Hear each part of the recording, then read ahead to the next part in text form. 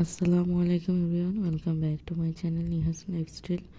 নতুন আরেকটি ব্লগ নিয়ে আপনাদের সবার মাঝখানে চলে আসলাম। আজকে হচ্ছে ডেইলি ব্লগ শেয়ার করছি আপনাদের সাথে। শুক্রবারের দিনটি আমি আপনাদের সাথে শেয়ার করছি। তো এখন হচ্ছে সকালবেলা হাত মুখ ধুয়ে ফ্রেশ হয়ে ক্রিম লাগিয়ে নিলাম, স্কিন কেয়ার করে নিলাম একটু। আর এদিকে রুম ক্লিন করে নিয়ে এখন একটু ব্যালকনিতে চলে আসলাম। আজকে ওয়েদারের অবস্থা খুবই খারাপ, একদমই রোদ ওঠেনি, কুয়াশাচ্ছন্ন ছিল। তাই সকালবেলা ভাবলাম আম্মুকে বলে একটু ফ্রাইড রাইস রান্না করে দিতে। তো কিচেনে চলে এসে প্রথমে ফ্রাইড রাইস রান্না করে শুরু করে দিয়েছে আম্মু। তো আপনাদের সাথে এই ফ্রাইড রাইসের রেসিপিটি শেয়ার করছি। তো প্রথমে এখানে হচ্ছে চিকেন আর মটরশুঁটি সিদ্ধ করে নিচ্ছে। আর একপাশে টমেটো, ক্যাপসিকাম, পেঁয়াজের কালি, পেঁয়াজ, রসুন, আদা, সিম, কাঁচামরিচ এগুলো কুচি করে এক সাইডে রেখে দিয়েছে। এখন একটু কড়াইতে তেল দিয়ে দেন চিংড়ি মাছ হলুদ গুঁড়া, মরিচের গুঁড়া এবং লবণ দিয়ে খুব ভালোভাবে নেড়ে ছেড়ে ভেজে নিচ্ছে হালকা।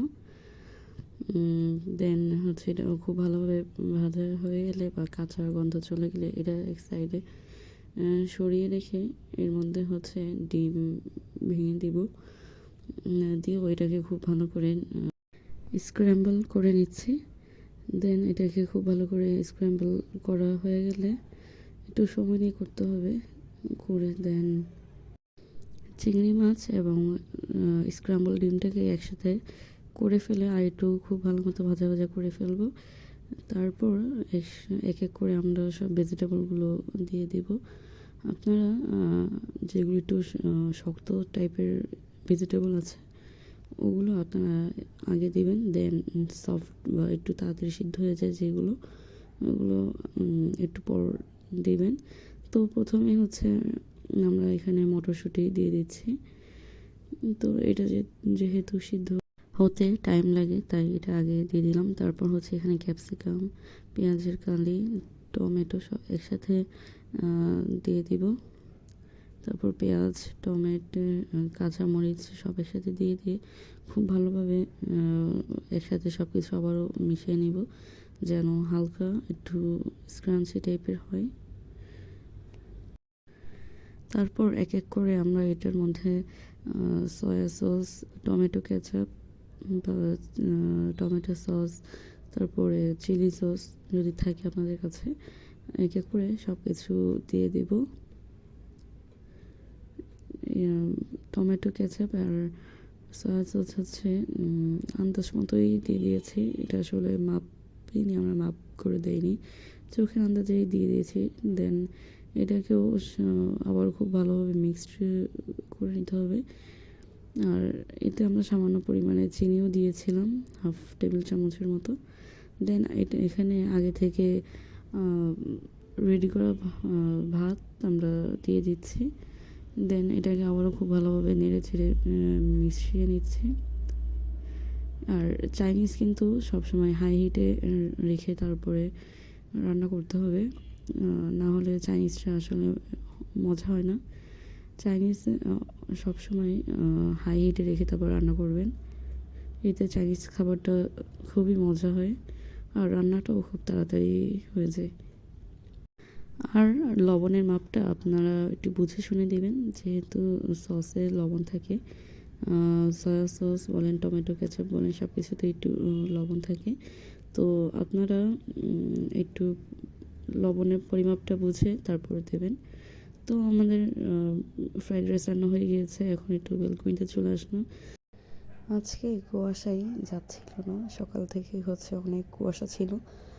তো বেলকনিতে আসলাম, দেখি তখন হালকা হালকা রোদ উঠেছে আকাশে, তো দেখে ভালো লাগছিল।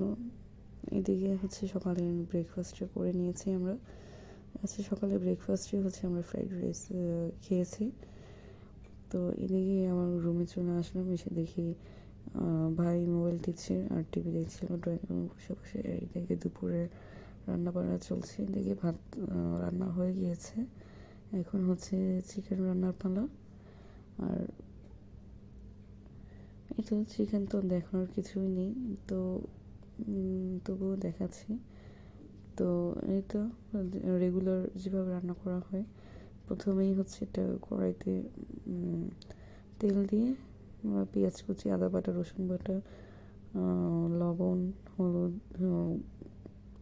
গুঁড়া মরিচ, তারপর দারচিনি, এলাচ, লবঙ্গ, জিরা গুঁড়া, ধনিয়া গুঁড়া সব কিছু একসাথে দিয়ে খুব ভালোভাবে নেড়ে চেড়ে তারপর চিকেনগুলো দিয়ে খুব ভালো করে কষিয়ে নিচ্ছে যেভাবে প্রত্যেক দিন রান্না করা হয়, সো সেভাবেই রান্না করা হচ্ছে।